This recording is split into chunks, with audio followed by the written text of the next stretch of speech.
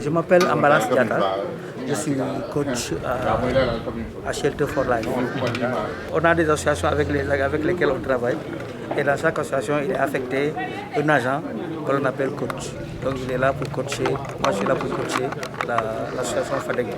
Voilà, aujourd'hui vous avez assisté à l'assemblée de renouvellement des assemblées de la coopérative de Boudon. De façon générale, comment est le travail? Je suis très satisfait du travail que la FADEGBA a eu à faire. J'avais peur au départ, mais vraiment depuis hier, ils sont réunis, ils ont fait beaucoup de travail préalable pour arriver aujourd'hui à faire un très beau travail. D'abord, ils ont mobilisé beaucoup de gens. J'ai vu qu'il y avait plus de 100 personnes dans la salle. Et après, ils ont fait venir les autorités, le préfet devait venir. Finalement, il était empêché, il a demandé au maire de le représenter. Tout le monde était là, ils ont pu créer, la coopérative a été mise en place. Parce qu'il y a eu l'Assemblée générale, il y a eu le conseil d'administration qui s'est retiré après pour élire un bureau. Le bureau est revenu, le conseil d'administration est revenu avec un bureau où il n'y avait pas de problème, ils étaient en consensus. Et ils ont mis un président, un vice-président. Ils ont même augmenté un poste de superviseur dans le bureau. Alors que dans les textes, ce n'était pas prévu. Mais c'est ça, le texte, il est fait pour être adapté. La FADEGBA a adapté le texte à sa réalité. Voilà. Vous parlez-nous un peu de votre partenariat avec cette coopération. Voilà, en fait, Shelter for Life est une organisation, une ONG de droit américain qui a travaillé dans la zone pendant un certain temps. Et le travail que Shelter faisait auparavant, c'était la reconstruction et la construction de pistes de production. Les pistes de production, Shelter les a construites dans les zones où il y a une forte production de cailloux. Donc c'était pour que les gens qui sont dans les zones reculées puissent sortir leurs cailloux jusqu'à la route. Quand ils ont fini de faire ça, ils se sont dit, maintenant que les gens ont des pistes pour sortir, il faudrait qu'on leur donne, qu'on les aide à s'organiser. Pour que, quand ils vont s'organiser autour de l'ANACAT, on va leur trouver un partenariat avec des grands acheteurs qui vont venir directement négocier le prix de l'ANACAT chez eux, au lieu de laisser les intermédiaires aller prendre la noix là-bas, et c'est les intermédiaires en général qui s'enrichissent. Donc il faut qu'on puisse aider les producteurs d'anacarde à s'organiser.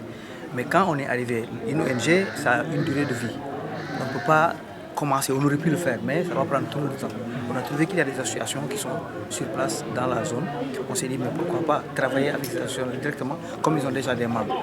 Ils sont associations, ils sont GIE, mais on va les aider à ce qu'ils deviennent coopératives, parce qu'aujourd'hui, la coopérative, ce n'est plus une association, c'est une société. C'est une entreprise. Donc, ils vont travailler dans cette entreprise-là, ils vont créer de l'emploi, eux-mêmes, ils vont s'enrichir à partir de cette entreprise. Donc, c'est comme ça qu'on est venu dans la zone, on a fait un travail de diagnostic et on a retenu certaines associations, donc FADEGBA. Très bien. Sonko, je suis le président de la FADEGBA. Actuellement, c'est devenu coopératif. Je suis le président de la coopérative FADEGBA. On vient de vous porter à la tête de cette structure. D'abord, quels sont vos premiers sentiments? D'accord, vraiment, je remercie d'abord Shelter, parce que c'est Shelter qui nous a montré cette chemin-là. Il faut faire ça pour aller. Aujourd'hui, nous, on était dans une association, on ne connaissait pas les coopératives. Mais Shelter est venu nous dire que si vous voulez faire quelque chose du bon, il faut être coopératif. Donc vraiment, il faut qu'on le remercie très bien. Shelter, vraiment, je veux le remercier 1000 fois. Parce que depuis qu'ils sont là, on a reçu beaucoup de formations avec Shelter. Beaucoup. Franchement, vous venez d'être élu aujourd'hui. Quels sont les grands chantiers que vous comptez relever? Non, c'est-à-dire, là où je suis aujourd'hui, vraiment, je remercie tout le monde qui m'ont élu. Bon, mes grands chantiers, c'est vraiment, je veux vraiment faire du bon. Beaucoup de travail. Il faut que tout le monde travaille derrière moi pour qu'on puisse réussir. Sur l'anacarde d'abord. Là, on est exploité combien d'années? Les gens viennent nous exploiter ici. C'est pourquoi je veux que vraiment ça se termine. Et je vais demander à tout le monde, tous les producteurs, que vraiment qu'on soit ensemble, travailler ensemble, donner nos producteurs, vendre ça ensemble pour qu'on puisse avoir beaucoup de bénéfices, que tout le monde soit dans de bonnes conditions. Voilà.